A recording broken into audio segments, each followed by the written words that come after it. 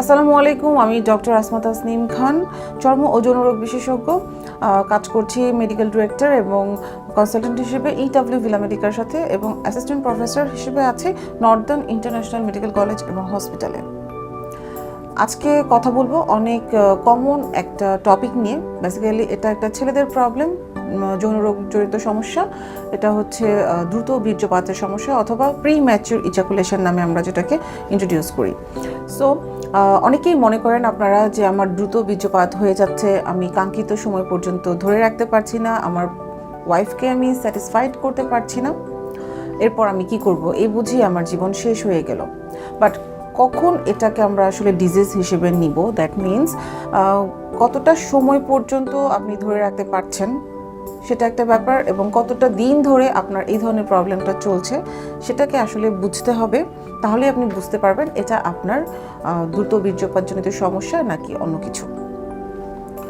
আমরা সাধারণত ডক্টররা বলি, আপনি আপনার স্ত্রীর যৌনাঙ্গে আপনার যৌনাঙ্গ প্রবেশের 1 মিনিটের পূর্বেই যদি আপনার বীর্যপাত হয়ে যায় সেটাকে প্রিম্যাচিউর ইজাকুলেশন বা দ্রুত বীর্যপাত বলছি, কিংবা আপনি আপনার স্ত্রীর সাথে সহবাসের পূর্বে, দ্যাট মিনস আপনি আপনার যৌনাঙ্গ ইন্ট্রোডিউস করার পূর্বেই যদি আপনার বীর্যপাত হয়ে যায়, দ্যাট মিনস আপনার ওয়াইফের কাছে গেলেই যদি আপনার বীর্যপাত হয়ে যায়, সেই ক্ষেত্রে এটাকে আমরা বলবো প্রিম্যাচিউর ইজাকুলেশন অথবা দ্রুত বীর্যপাতের মতো সমস্যা।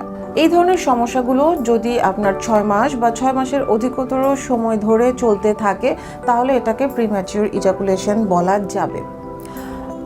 কিছু ব্যাপার বলে নিতে চাই।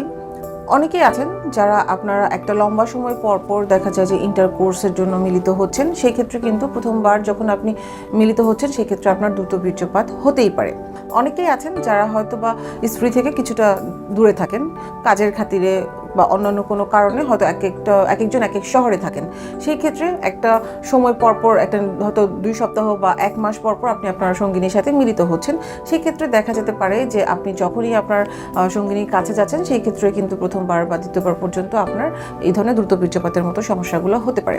কিংবা এমন হতে পারে যে আপনি মনের ভিতরে অনেক ধরনের এক্সাইটমেন্ট তৈরি হচ্ছে, আপনি আপনার সঙ্গিনীর সাথে আজকে রাত্রে মিলিত হবেন, এটা নিয়ে আপনি বিভিন্ন ধরনের কল্পনা করছেন, বিভিন্ন ধরনের প্ল্যানিং করছেন, এক্সাইটমেন্ট ফিল করছেন আপনার মধ্যে। সো যখনই আপনি রাত্রেবেলা যখন আপনার সঙ্গিনীর কাছে যে মিলিত হলেন, তখনই দেখা গেল যে আপনি নিজেকে স্যাটিসফাইড করার আগে বা আপনার ওয়াইফকে স্যাটিসফাইড করার আগে আপনার বীর্যপাত হয়ে যাচ্ছে। সো এই ধরনের জিনিসগুলো কিন্তু আমরা অনেক ক্ষেত্রেই নোটিস করি। এখন কথা হচ্ছে যে এটা কতটা সময় ধরে আপনার চলছে। এই ধরনের দ্রুত বীর্যপাতের সমস্যা যদি আপনার 6 মাসের অধিকতর সময় ধরে চলতে থাকে তাহলে এটাকে আমরা প্রবলেম হিসেবে ধরে নিব। এছাড়া অনেকগুলো কারণ কিন্তু আছে দ্রুত বীর্যপাত হওয়ার। প্রথমেই যেমন আমি বললাম যে ওভার এক্সাইটমেন্ট, প্ল্যানিং, এই জিনিসগুলো কিন্তু একটা কারণ হতে পারে।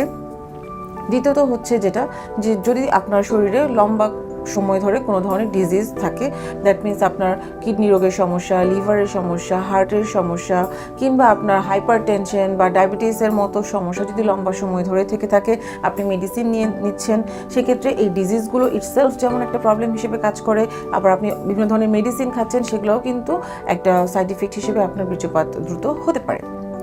সেকেন্ড যেটা বলবো, যদি প্রিভিয়াসলি আপনার সেক্সুয়াল অ্যাসল্টের কোনো ধরনের হিস্ট্রি থাকে, অপ্রাপ্ত বয়সে যদি কেউ সেক্সুয়াল ইন্টারকোর্স শুরু করে থাকেন, এগুলোও কিন্তু অনেক বড় কারণ হিসেবে আমরা ধরে নিচ্ছি। এছাড়াও দেখা যায় যে আপনার যৌনাঙ্গে যদি কোনো ধরনের ইনফেকশন বা ইনফ্লামেশন থেকে থাকে, বিভিন্ন ধরনের ভাইরাস বা ব্যাকটেরিয়াল বা ফাঙ্গাল প্রদাহ থেকে থাকে, সেই ক্ষেত্রে কিন্তু দ্রুত বীর্যপাত হতে পারে, কারণ এগুলো আপনি যখন ইন্টারকোর্সে মিলিত হবেন তখন ব্যথা অনুভূত হওয়ার কারণে এই ধরনের প্রবলেমগুলো হয়। সো যে কারণেই হোক না কেন, ট্রিটমেন্টটা আসলে ইম্পর্ট্যান্ট। যুগ যুগ ধরে কিন্তু এই ধরনের প্রবলেমগুলো ট্রিটমেন্ট চলে আসছে, বাট আমি আজকে কথা বলবো আপনাদেরকে সাথে অ্যাডভান্স যে ট্রিটমেন্টগুলো আছে সেগুলো নিয়ে। যখন আমার কাছে পেশেন্টরা আসেন, আমি সাধারণত কিছু ইনভেস্টিগেশনস করিয়ে নিই, দেখার জন্য তার হরমোনাল ইমব্যালেন্স আছে কিনা, কোনো ধরনের কোনো ব্লক আছে কিনা। এরপর তার ভাইটালসগুলো আমরা দেখার পর যেটা করতে হয় সেটা হচ্ছে যে আমরা সাধারণত পেশেন্টকে কাউন্সেলিং করি প্রিম্যাচিউর ইজাকুলেশনের জন্য, এবং আমরা কিছুটা ফুড সাপ্লিমেন্ট পেশেন্টকে দিয়ে থাকি, কারণ যদি এনার্জি না থাকে এই ধরনের প্রবলেমগুলো কিন্তু অনেক ক্ষেত্রেই আমরা দেখি। এবং অ্যাডভান্স যে ট্রিটমেন্টটা আপনার এই প্রিম্যাচুর ইজাকুলেশনের জন্য সেটা হচ্ছে যে আপনার পিআরপি থেরাপি বা আমরা পি শট বলে থাকি এটাকে। এক্ষেত্রে আমরা পেশেন্টের ব্লাড কালেকশন করার পর এটাকে সেন্ট্রিফিউজ করে হোয়াইট ব্লাডটা এবং রেড ব্লাডটা আলাদা করে নিচ্ছি এবং এই যে হোয়াইট ব্লাডটা, এই হোয়াইট ব্লাডের মধ্যে প্রচুর পরিমাণে প্লেটলেট থাকে। এই প্লেটলেটের মধ্যে থাকে হচ্ছে আপনার গ্রোথ ফ্যাক্টর এবং সাইটোকাইন, যা আমরা পেশেন্টের পেনিস বা যৌনাঙ্গের মধ্যে ইনজেক্ট করি, যার কারণে তার মাসলটা স্ট্রং হবে এবং বিভিন্নভাবেই তার যৌনাঙ্গটাকে ইমপ্রুভ করবে এবং এই প্রিম্যাচিউর ইজাকুলেশনের মতো প্রবলেমটাকে সলভ করবে।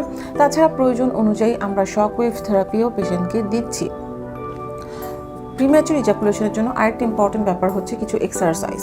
এই এক্সারসাইজগুলো আমাদের যে ফিজিওথেরাপিস্ট আছেন উনি পেশেন্টদেরকে শিখিয়ে দিবেন। এর মধ্যে ইম্পর্টেন্টগুলো হচ্ছে আপনার stop and start technique, women on the top technique, squeeze technique অথবা মিউচুয়াল মাস্টারবেশনের মতো বিভিন্ন ধরনের টেকনিকগুলো আছে, যেটা আসলে প্রিম্যাচুর ইজাকুলেশনটা হচ্ছে আপনার কিছুটা কাউন্সেলিং, কিছুটা এক্সারসাইজ, কিছুটা লাইফস্টাইল মডিফিকেশনস এবং আপনার কিছু অ্যাডভান্স ট্রিটমেন্টের মাধ্যমে সম্পূর্ণরূপে ট্রিটমেন্ট করে সারা সম্ভব।